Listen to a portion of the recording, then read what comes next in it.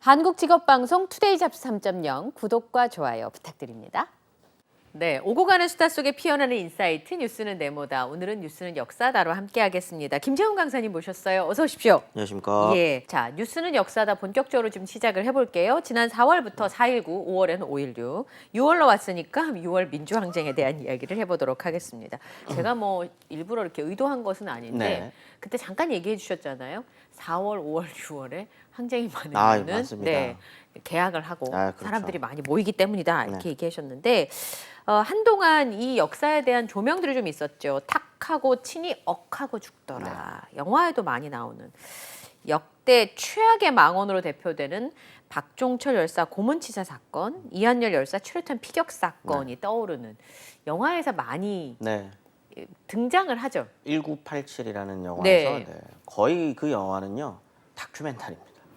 네, 고증을 굉장히 많이 신경 썼고요. 네. 그 사실 박종철 고문치사 사건부터 60 항쟁이라고 부르는 네. 박종철 열사님이신데 그 시간이 고작 6개월이에요. 네, 6개월의 시간 안에 일어났었던 일들이거든요. 사실 그 말은 6개월 동안 아무리 많은 일이 있다고 하더라도 하루에 하나씩 있다고 하더라도 뭐 얼마나 많은 일들이 일어났겠어요. 그 말은 그 6월 한 달 동안에 무엇인가가 잘못돼서 일어난 일이 아니라는 겁니다. 아, 굉장히 켜켜이 쌓여 있었던 네. 어떤 반민주적인 어떤 그런 행위들이 누적되어 있던 것이 박종철 열사의 죽음으로 이제 트리거가 돼서 팍 하고 이제 터져 나왔었던 측면이 있기 때문에 네. 이 이야기를 하려 그러면 굉장히 좀 긴 시간에 대한 역사 이야기가 좀 필요한 거죠. 긴 시간 얘기해 보죠. 아, 네. 근데 저희가 근데 이미 네. 사실은 그 5월 5.18. 5.18을 예. 다룰 때 이미 앞선 이야기들은 조금 했고요. 그래서 이제 그 이후 이야기부터 조금 진행하면 될 것 같습니다. 그러면 5.18 민주화 운동 얘기를 네. 하면서 저희가 신군부 얘기를 잠깐 했었는데 네네. 그 얘기부터 다시 얘기를 해볼게요. 총과 탱크로 진압을 한 거잖아요. 네. 어쨌든 1980년에. 그리고 국가의 주도권을 어떻게 잡아갔는지를 얘기해봐야 이 6월 항쟁 얘기까지 연결할 수 있을 네. 것 같아요. 5.18 민주화운동이 이렇게 하루 전날 5월 17일 날 저 저번에 말씀을 드렸는데 네. 이제 계엄이 전국으로 이렇게 확대가 됐다. 된 예. 거죠. 그리고 이제 무력으로 광주를 짓누르면서 어떻게 보면 그런 또 민주화 운동에 대한 대부분의 목소리들은 탱크와 총으로 이미 눌러놓은 겁니다. 눌러놓은 상태에서 1980년 8월에 네. 2달 정도 지난 시점에 최교화 대통령, 명목상 대통령은 있었어요. 네, 실세는 따로 있지만. 네. 이때까지도 제4공화국입니다. 네. 유신 헌법이 그대로 유지되고 있는 제4공화국이었고 최교화가 대통령으로 있었던 그때였는데 사퇴를 시키죠. 네. 8월에 사퇴를 시키고요.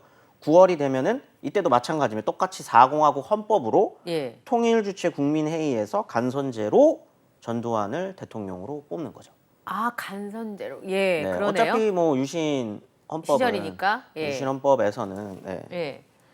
통일주체 국민회의가 이제 저렇게 열리는 건데요. 장충체육관인가요? 맞을 겁니다. 예. 장충체육관에서 보통 이제 선거를 했거든요. 그러니까 선거인단을 따로 뽑아서 그 선거인단들이 대통령을 선거하는 방식인 거잖아요. 유신 경우에서 뽑는 거죠. 예. 네네네. 그래서 저 통일주체 국민회의라고 하는 단체에서 11대 대통령 선거를 진행을 했고 네. 전두환 전 대통령이 대통령이 된. 대통령이 됩니다.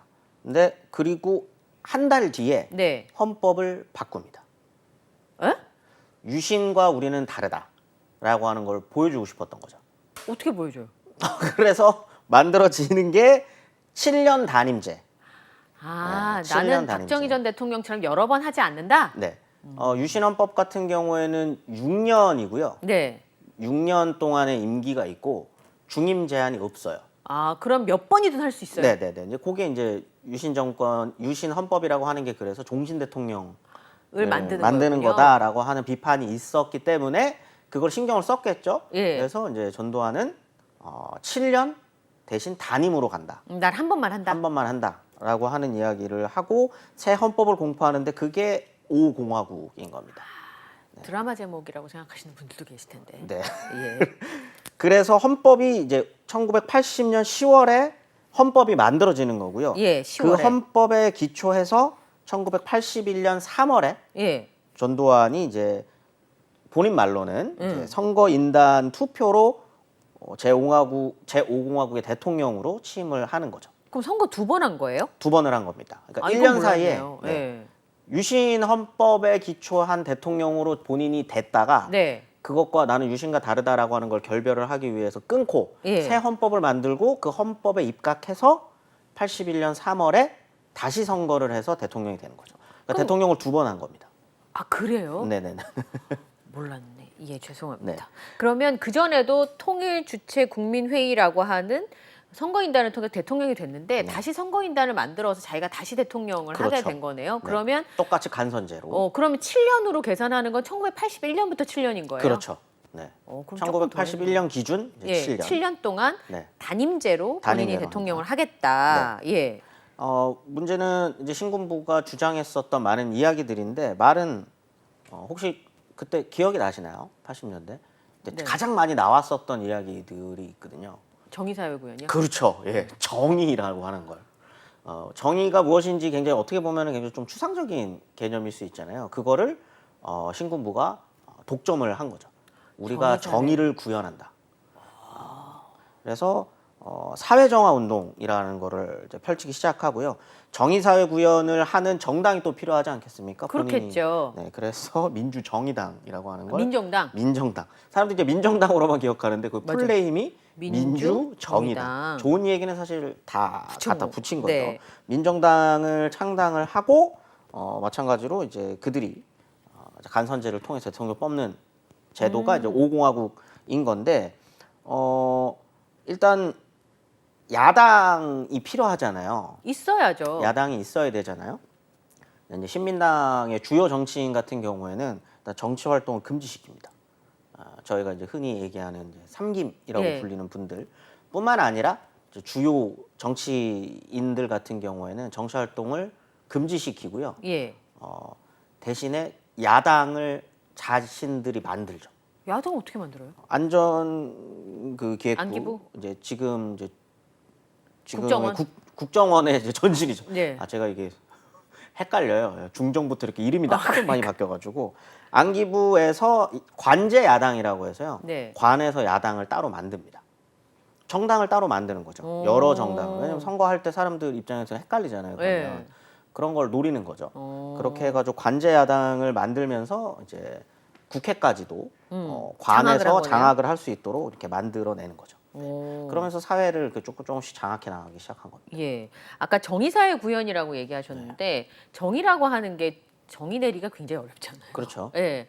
그러니까 깨끗한 사회를 만들겠다라고 얘기를 하고 우리는 그러니까 이걸 해도 네. 돼라고 해서 대표적으로 했었던 게 이제 삼천교육 때문에 삼천교육대라거나 아니면은 뭐 그냥 깡패들 이제 때려잡는 퍼포먼스 같은 거를 해준다거나 네. 그런 식이 되면은 사람들 입장에서는 자극적이잖아요. 예. 그리고 뭔가 나라가 일을 하네라고 하는 걸 딱 표면적으로 보여주기 굉장히 좋은 그런 어떤 정책들이거든요. 사실 뭐 5.16 쿠데타 이후에 군부에서 제일 처음에 했었던 것도 비슷한 맥락이었거든요. 뭐 이정재라든지 예. 아니면 이마수라든지 예. 어떤 깡패들을 서울 거리 한복판에 나는 깡패입니다. 이렇게 걸어놓고 걸어가지고. 하면은 뭔가 사회 불안 요소들을 국가가 장악해 나가고 네.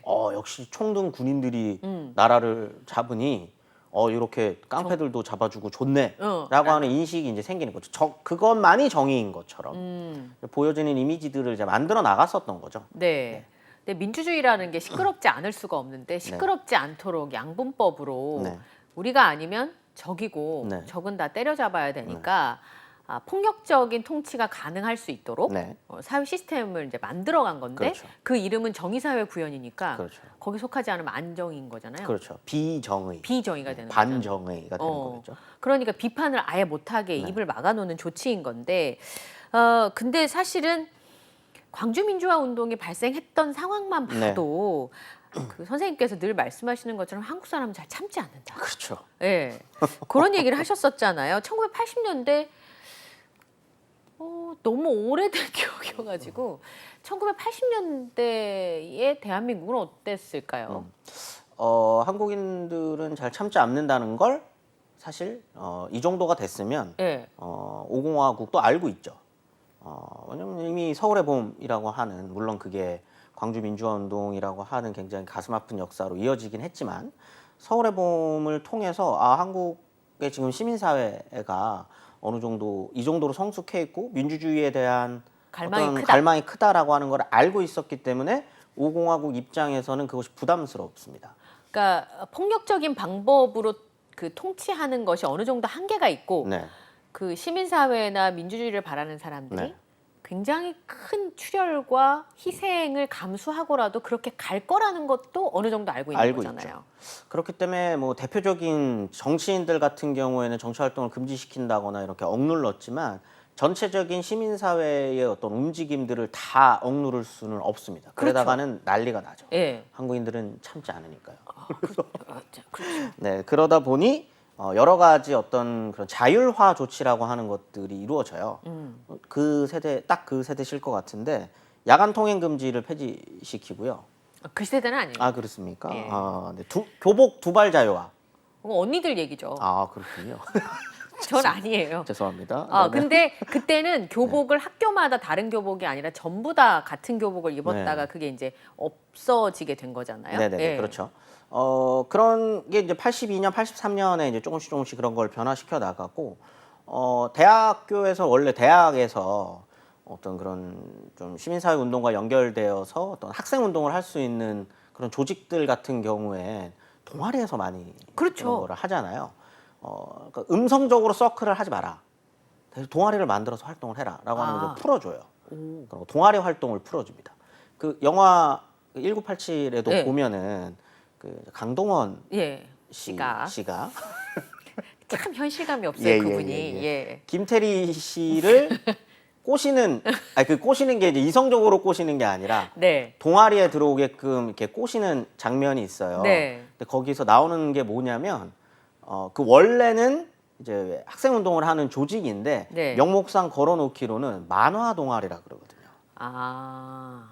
만화 동아리에 들어오면 우리 OT 오늘 응. 오리엔테이션 하니까 네. 오늘 하러 와요 하고 광주 민주화 운동 영상을 이렇게 틀어주는 장면이 있거든요. 그 당시에 그 동아리들이 뭐 노래패 네. 많았죠. 네네네. 그래서 이제 그런 동아리들을 통해서 선배들한테 무언가를 배우고 네. 배운 것을 또 학습하고 뭐 이런 조직으로 이루어지는 경우가 많았으니까. 그때 이제 유행 많이 했었던 게 방금 말씀하신 노래패들 있었고요. 그 다음에 이제 그 민속 춤 추는, 네. 그 다음에 이제 꽹가리 치는, 네. 뭐 이런 동아리들이 굉장히 많이 늘어나게 되거든요. 왜냐하면 그거는 국가 입장에서 그걸 막을 수 있는, 이 정도로 풀어놨는데, 네. 우리 모여가지고 북치고 장구 치겠다는데 막을 수는 없는 노릇이잖아요. 근데 거기 안에서는 이제 북치고 장구만 치는 게 아니라 어떤 시민사회 운동과의 연결성 속에서 이제 학생 운동, 민주주의를 염원하는 그런 동아리들로 이제 조금씩 변해가는 거고요. 그렇게 아무튼 좀 동아리가 대학 내에서는 조금 풀립니다. 거기에 이제 좀 많이들 이제 핵심적으로 많이 이야기들 하는 게 이제 3S 정책이라고. 아, 예. 근데 사실 3S 정책이라고 그 5공화국에서 딱 명명했었던 적은 없어요. 이런 정책이 뭔가 실체가 있다거나 그렇지는 않습니다만, 지금 시간이 지난 저희 입장에서 봤을 때는 이제 세 가지의 큰 어떤 정책적 흐름의 변화가 있었구나라고 하는 게 이제 영상, 네. 스크린. 스포츠, 그다음 스포츠. 성산업. 성산업은 뭐예요? 하나씩 얘기를 드리면, 스크린, 영상 같은 예. 경우에는 영화를 그러니까 80년대에 그냥 찍어내듯 만들어내요. 80년대 무슨 영화가 있었을까? 예. 기억이 안 80년대 영화 기억나시는 게 없나요? 전 우레메? 그것도 마찬가지인 거죠. 뭐 네. 우레메도 있었고, 뭐 이때 당시에 만들어지는 영화의 종류가 너무 많아서 아마 기억을 못할 정도로 그런 것 같아요. 한국 영화가 엄청나게 많이 만들어집니다. 그러니까 방화라 그래서 네. 그때는 미국에서 들어오는 영화에 비해서 질이 떨어진다. 네. 뭐 이렇게 얘기를 하기도 했지만 어쨌든 우리나라에서 영화를 많이 만들 수 있도록 국가에서 좀 열어준 거네요. 국가에서 열어주고 영화들이 많이 만들어지다 보니까, 영화라고 해가지고 민주주의를 염원하는 사람들이 없었겠습니까? 있겠죠. 그러다 보니까 물론 어떤 심의 과정들이 있지만, 검열이 있지만, 네. 그 안에 그런 이야기들을 조금씩 넣는 거죠. 아, 고래 사냥이 뭐 그런 것도 예, 마찬가지고요. 그 즈음인 것 같네요. 네. 예. 그런 식으로 해가지고 어쨌든 스크린에서도 어떤 그런 예. 이런 분위기들이 조금씩 만들어지고요. 두 번째가 이제 스포츠. 올림픽. 올림픽과 아시안 게임도 그렇지만 프로 스포츠가 이때 다 야구. 창단해요. 그렇죠. 야구가 만들어지고요. 축구 프로 예. 축구가 창단이 되는데 이것도 그냥 뭐 스포츠 경기 풀어주는 거 네. 다 뭐 사람들 다 우매하게 만드는 거 아니야? 라고도 할 수 있지만 중요한 거는 지역 연고제라고 하는 겁니다. 그게 중요한 부분인가요? 광주 사람들이 모일 수 있잖아요. 아. 네. 전라도 사람들이 모일 수 있잖아요. 네. 그러니까 이제 그런 거죠. 어떠한 특정 지역 민주화 운동을 상징화할 수 있었던 특정 지역 사람들이 모일 수 있는 거고, 그렇기 때문에 이거를 또 억누르기 위해서 지역 감정을 조장해내는 것까지도 이제 나아갈 수 있었던 거죠. 근데 문제는 지역 감정을 넘어서서 네. 지금 국가의 어떤 5공화국이라고 하는 이 정권이 너무나도 반민주적이고 너무나도 비민주적이다라고 하는 공감대가 전 국민적인 공감대가 형성이 되면 네. 사람이 모이는 것 자체가 굉장히 불안한 거예요. 그렇죠. 근데 이제 정권 프로야구 입장에서. 경기 한 번 하게 되면은 수만 명이 모이게 그러니까요. 되는 건데 그거 자체가 부담스러울 수 있는 일을 본인들이 만들어 온 거죠. 네. 아무튼 그게 이제 스포츠 문화로서 이렇게 되는 거고, 하나가 네. 이제 성문화 같은 경우에는 이제 뭐 유흥업소라든지 단란주점, 예. 그다음에 이제 그런 룸사롱 이런 그런 것들에 급격히 허용을 많이 해줍니다. 그러면서 밤에 놀 수 있는 그런 성산업 문화를 양성화 시켜버린 것도 이때부터거든요. 그 통행 금지 같은 걸 다 풀어주고. 풀어주면서 이제 이것도 같이 묶이게 되는 거니까 이 시기 실제로 통계로만 보더라도 2배, 3배가 늘어나요. 이 통행 금지 이후에 어떤 그런 단람주점과 또 유흥업소의 들을 풀어주는 게. 유흥업소가 서울만 보더라도 거의 2배 이상 늘어나거든요. 그래요. 네, 그러니까 이런 것들도 이제 관심을 이쪽으로 돌리기 위한 네. 인 거는 거죠. 그래서 그걸 이제 보통 3S라고 불리기도 합니다. 예. 근데 이제 더 중요한 거는 이거는 어떻게 보면은 좀 복잡할 수 있는 개념이긴 한데 중산층이 만들어지기 시작합니다. 1980년대 우리나라 경제가 성장해서 생기는 일 아닌가요? 그렇죠. 근데 이제 이때 당시에 중요한 핵심 요인 중에 한 명이 이제 허화평 네. 씨라고, 그분이 본인이 이제 구슬을 사업을 했었던 그 자서전 같은 걸 이제 썼던 게 있는데, 기자 출신이잖아요, 원래. 네네네. 예. 본인이 이제 그 자서전 같은 걸 쓴 적이 있는데, 이제 그분이 이야기를 한 게 5공화국의 가장 큰 업적이라고 하면 한국 사회 중산층을 만들어낸 것이다라고 하거든요. 네. 실제로 보시는 것처럼 네. 소득이 굉장히 많이 늘어요. 굉장히 소득이 많이 늘기도 하고, 1년에 뭐 실질 소득 증가율이 10%가 넘어가네요. 진짜? 80년에 한번 마이너스 성장을 겪다가 예. 83년, 4년, 5년으로 쭉 넘어가는 순간 굉장한 큰 폭으로 상승을 하게 됩니다. 근데 이게 말씀하신 것처럼 3조 호황이라고 혹시 들어보셨나요? 골디락스. 예. 저유가, 저환율, 저금리라고 하면서 좀 국제적으로 황금기예요, 황금기. 이제 뭐 일본도 이때 엄청난 성장을 했고 한국도 굉장히 성장을 많이 하게 된 거죠. 근데 단순히 돈을 많이 버는 게 중요한 게 아니라 네. 이때에 이제 저기 옆에 표를 보시면 예. 신중간 계급, 저게 이제 중산층이겠죠. 네. 중산층들의 월급 수준이 굉장히 많이 높아지거든요. 그러네요. 네. 근데 이제 단순히 돈을 많이 버는 게 중요한 게 아니라 왜 저들 그 5공화국 입장에서 중산층을 키우려고 했냐면, 중산층이 되기 위해서는 예. 신중간 계급이 되기 위해서는 중요한 어떤 그런 전제 조건들이 있습니다. 그 중에 굉장히 핵심적인 거 하나가 고학력이거든요. 고학력이요? 왜냐하면 학력이 당시에는 이제 조금 받쳐줘야 예. 좋은 직장을 갈 수 좋은 있으니까. 직장을 갈 수 있었던 게 이제 명확했기 때문에 네. 이제 저기도 보면 이제 대졸자 임금 격차들이 저렇게 날 수 있는. 저렇게 많이 나나요? 고졸과 대졸이 2배가 넘게 나나요? 근데 대졸자들을 한번 생각을 해보세요. 많이 배웠다고 하는 건 사회 불안 요소가 될 수 있습니다.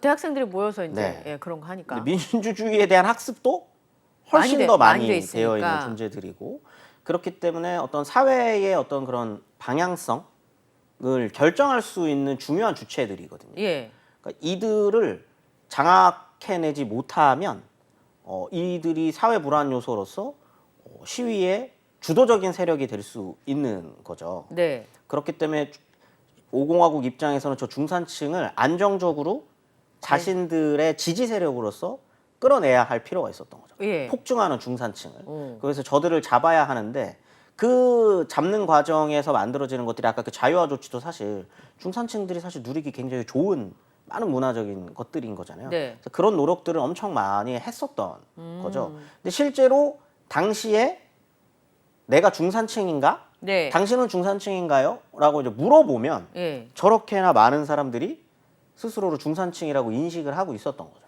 87년에 동아일보 저게 굉장히 퍼센테이지가 높게 나오는데 대한민국의 76%가 네. 스스로 중산층이라고 느꼈었던 시절이라는 거죠. 그러면 그렇게 되면 지금에 있는 체제가 변화되기를 바라지 않을 것이고 네. 예, 반사회적인 생각을 갖지 않게 하려고 그렇죠. 만든 거죠. 네. 그때 왜 아파트 얘기하실 때도 저 중산층 얘기하지 맞습니다. 그게 않으셨어요? 굉장히 핵심적인 건데 중산층이 되기 위해서는 갖춰야 할 여러 가지 조건들이 있다 그랬잖아요. 네. 고학력. 핵심적인 게 이제 고학력인 예. 건데 두 번째는 사실은 집의 소유입니다. 자가를 소유했느냐. 그 자가를 소유해야지만 중산층이다. 왜냐면 이거는 사실 박정희 정권 시기부터 굉장히 중요하게 생각했었던 요소 중에 하나거든요. 중산층이 되기 위해선 뭐 고등학교 이상은 나와야 하고 예. 뭐 문화 수준은 요 정도는 즐겨야 하지만 가장 중요한 건 마이홈이 예. 있어야 한다라고 하는 건데 1980년이 됐지만 5공화국이 들어섰지만 이미 이 시기에서도 사실 자가를 보유할 수 있는 퍼센테이지는 절반밖에 되지 않았어요. 네. 그러다 보니까 중산층이 되라며 그리고 중산층이라고 하는 인식을 가지라며 네. 욕망을 하라며 왜 근데 집을 안 줘? 라고 하니까 5공화국에서 던진 어떤 그런 화두 중에 하나가 500만 호를 지어주겠다라고 하는 겁니다. 전국적으로 집을 500만 채를 지어주겠다라고 한 거죠. 그게 가능한? 그래서 안 됩니다. 네, 그래서 실패하죠. 예. 500만 채를 결국은 지어주지 못했고 그거는 나중에 이제 노태우 정권 가서야 조금씩 신도시들이 생기면서 조금씩 이루어지긴 합니다만 아무튼 그럼에도 500만 채를 다 짓지는 못했지만 뭐 아시는 것처럼 목동, 상계동 네. 개발들 그다음 강남의 개포동 뭐 이런 예. 데서 개발들이 많이 이루어지면서 집을 한 채씩 소유할 수 있게끔은 만들어 주는 거죠. 그 정도로 중산층이 만들어질 수 있는 여러 가지 조건들을 정권 내에서 이제 조금씩 챙겨가기 시작했었던 겁니다. 그래서 네. 1980년대 중반까지 예. 5년, 6년 이 시점까지는 굉장히 안정적으로 중산층들이 늘어나기도 했고 정권의 지지 세력으로서 강고하게 역할을 해줍니다. 그럼 딴 생각 하지 말고 돈 열심히 벌어서 아파트 사고 나름 성공적인 거죠. 네, 프로야구 보러 가고 그렇죠. 밤에 즐거운 생활을 즐기세요. 네. 반항적인 생각을 하지 않으셨으면 해요라는 네. 게 이제 정권의 모습이었는데 네. 그런데요. 사실 87년에 유월항쟁이 있었잖아요. 네. 그러면 중간에 무슨 일이 있었던 것 같은데 그렇게 생각해 보면 1986년에 아시안 게임이 있었거든요. 그렇죠. 그게 무슨 영향이 있을까요? 방금 얘기했던 게 다 녹아들어 있는 게 사실은 뭐 86년 아시안 게임과 88년 올림픽인 건데 네. 86년 아시안 게임과 88년 올림픽은 86년과 88년의 일만이 아닌 거예요. 사마란치 위원장. 예. 바덴바덴. 바덴바덴 1981년인가. 광고에 많이 81년 9월. 예. 네네네. 81년 9월에 바덴바덴에서 올림픽 유치가 확정되는 순간. 네. 네. 저게 이제 서울올림픽 성화 이야기인 건데. 네. 한국 사람들에게 올림픽이라고 하는 이런 대회를 행사. 개최한다라고 하는 이것 자체가 예. 어마어마한 상징성이 있는 겁니다. 왜냐하면 얼마 전까지 한국 불과 10년 전만 하더라도 1970년대 생각을 해보세요. 굉장히 가난했었고 심지어 아시안 게임을 원래 개최하려고 했다가 반납을 했었던 적이 있었어요. 돈이 없어서. 근데 저 당시에도 제 기억이 맞다면 한국이 무사히 올림픽을 치를 거라고 믿는 국가는 한국에도 몇 명 없었을 거예요. 그렇죠. 이제 스스로가 굉장히 어떻게 보면 이 올림픽을 준비하는 과정에서 네. 국민 한 사람 한 사람이 그냥 하루하루가 축제인 겁니다. 네, 이걸 그렇기 때문에 뭐 정책을 하나 만든다.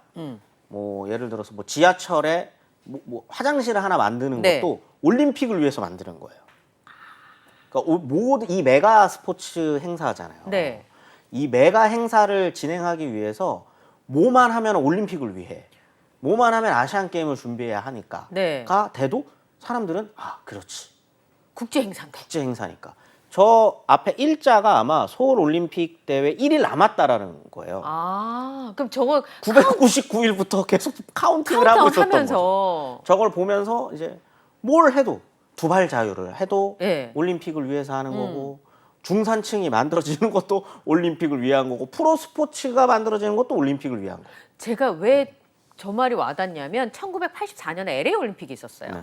근데 LA 올림픽을 할 때 제가 초등학생인데 되게 놀랬던 게 아니 아직 LA 올림픽도 안 했었던 거야? 그 전까지도 네. 우리 호돌이가 나오는 네. 올림픽 한다는 얘기를 계속 했기 때문에 다음 올림픽이 서울 올림픽인 줄 알은 거예요. 그런데 84년에 LA에서 올림픽을 하더라고요. 아직 4년이 더 남았구나. 그렇죠. 그 정도로 기다림이 엄청난 행사인 거죠. 그러니까 사람들한테는. 거의 한 7, 8년을 올림픽 얘기만 했던 것 같아요. 네. 사람들한테는 그 올림픽이라고 하는 게 단순히 86년과 88년 한 해 행사가 아니라 네. 수년의 기다림 속에 이루어지는 행사고, 한국의 모든 정책과 네. 80년대 초중반의 모든 정책과 모든 사회적인 맥락들이 거기에 빨려 들어갔다라고 할 수 있을 정도로 모든 것은 올림픽을 위해 맞춰져 있는 겁니다. 네. 근데 문제는 뭐냐면, 그러면은 이제 야당 입장에서도 사람들이 올림픽을 다 이렇게 기다리고 여기에 맞춰서 사회 변화가 움직인다면 네. 야당 입장에서도 이용할 게 생길 수 있는 거죠. 올림픽을 하는 나라에서 아직도 대통령을 간선제로 뽑아? 어머. 네, 이렇게 얘기할 수 있는 거죠. 수준이 그거밖에 안 돼. 그러면 네. 안 되지. 그리고 중요한 것 중에 하나가 80년대가 되면 해외여행이 자유화가 돼요. 물론 완벽한 자유라는 89년에 가서지만 네.